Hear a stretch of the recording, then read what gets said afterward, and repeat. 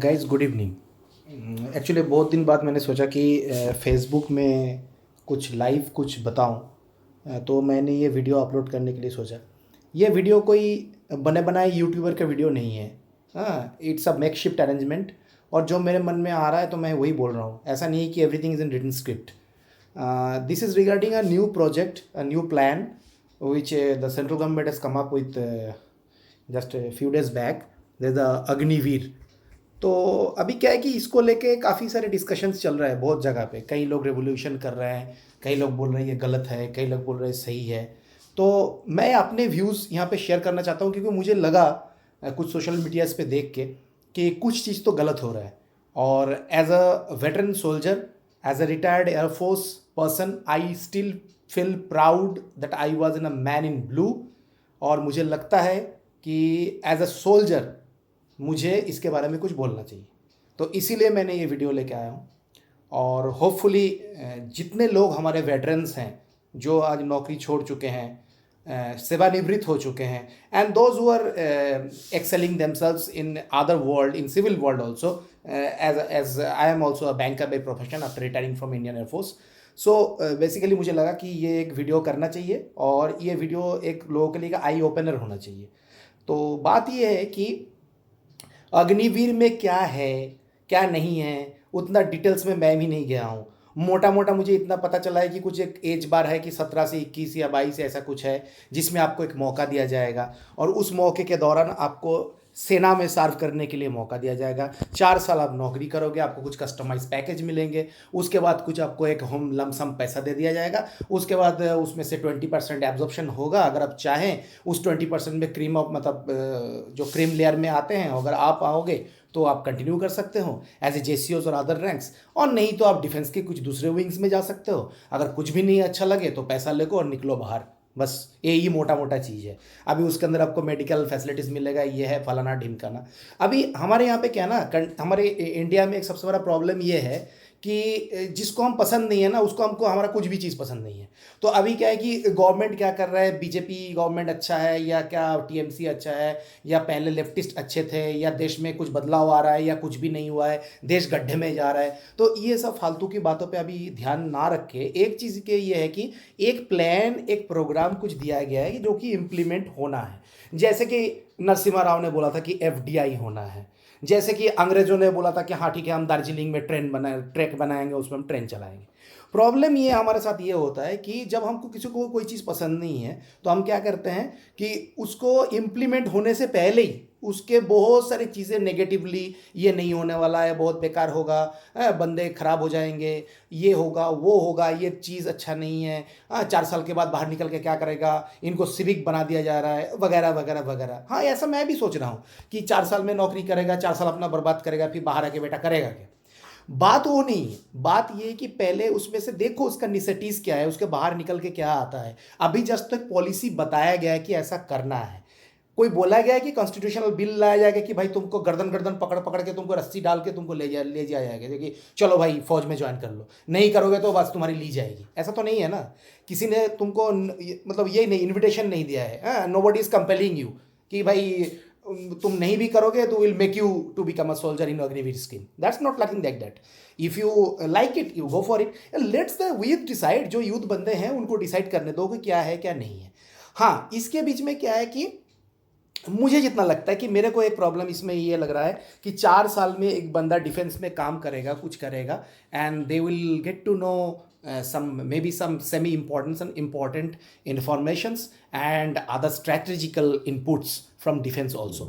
अगर वो 4 साल के बाद वो छोड़ देते हैं तो और बाहर आ जाते हैं सिविलियन वर्ल्ड में, जैसे कि हमारे भी कुछ कुछ यूनिट्स में ऐसे होते हैं, आर्मी में भी होता होगा, एयरफोर्स में भी होते हैं कि those person posted in some modified area या कोई सेंसिटिव एरिया में पोस्टेड रहते हैं और डिस्चार्ज जाने वाले होते हैं। तो there was a scheme that there was a cooling off period कि उसको कोई दूसरे जगह पे पोस्ट किया जाता है फॉर कूलिंग ऑफ। मुझे पता नहीं अभी एयरफोर्स में ये है भी या नहीं अभी, बट एक ज़माने में हुआ करता था। और आर्मी पे भी I think there must have been some policy like that.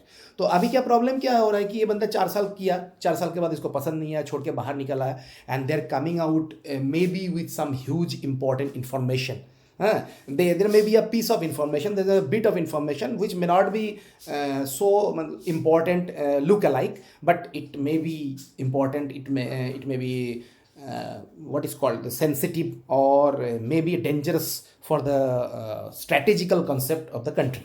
तो वो एक प्रॉब्लम है, तो इसके बारे में आई थिंक गवर्नमेंट को सोचना चाहिए। और दूसरी बात यह है कि अगर वो बाहर आ गया, आने के टाइम में कहीं मेडिकल इंज्योर्ड हो गया, क्या हो गया, उसका एक टांग टूट गया, पैर गिर गया, कुछ भी हो गया, तो फिर बाद में उसका क्या होगा, ये भी एक सोचने वाली बात है। ऐसे बहुत सारी चीज़ें हैं, लेकिन सबसे पहले मतलब जो मुझे इस वीडियो बनाने के लिए मुझे मजबूर किया वो ये है कि मैं देख रहा हूँ कुछ मेरे ही दोस्त हैं, कुछ मेरे भाई बंधु हैं जो फेसबुक में इस बारे में दे रहे हैं और ये बोल रहे हैं कि ये जो सोल्जर्स हैं, जो सोल्जर्स पहले नौकरी करते थे, अभी भी जो नौकरी कर रहे हैं, और अग्निवीर स्कीम के लिए जो चालू होने जा रहा है, it is nothing like that कि वो जो सोल्जर्स है they are just like a government employ, और वो गवर्नमेंट एम्प्लॉयज़ को जितने सुविधा मिलता है, ये मिलता है, वो तो ठीक ठाक है, बट हो सकता है कि सोल्जर्स का लाइफ थोड़ा टफ है, लेकिन अल्टीमेटली है तो गवर्नमेंट एम्प्लॉय।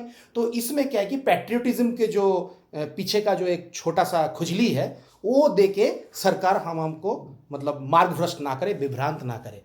तो इसी के लिए मैंने ये वीडियो बनाया कि as a veteran soldier I earnestly condemn this type of filthy मेंटेलिटीज।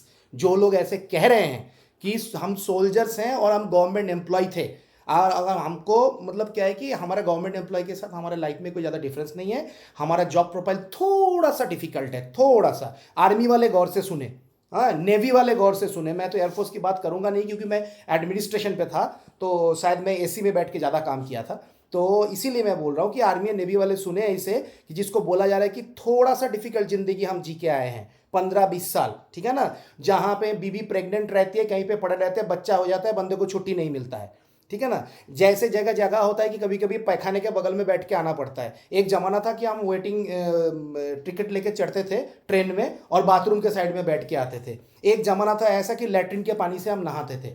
एक टाइम ऐसा भी था कि हमको 7 दिन 10 दिन तक नहाने का मौका नहीं मिला।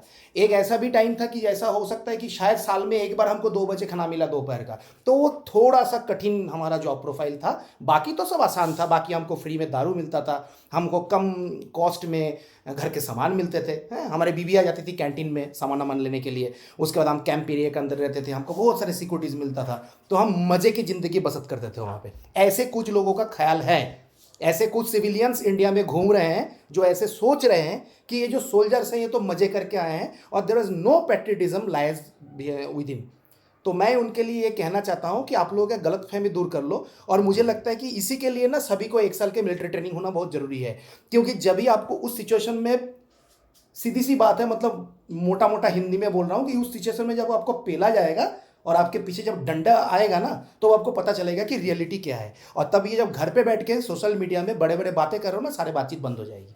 तो इसी के लिए मैं बोल रहा हूँ, और मैं earnestly requesting all to veterans to come forward and protest this type of derogatory and defamatory comments which ever have been passed by this civilians. They don't even know about the soldier life, and they're commenting like an intellectual and with of no logic, with of no gray matter in it, and we should always protest that. हमने एक ज़माने में वर्दी पहनी है और हम जब तक मरेंगे, लास्ट डे तक भी हम जवान ही रहेंगे। तो हमारा ये कर्तव्य बनता है कि ऐसे लोगों को हम बिल्कुल अमल ना दें।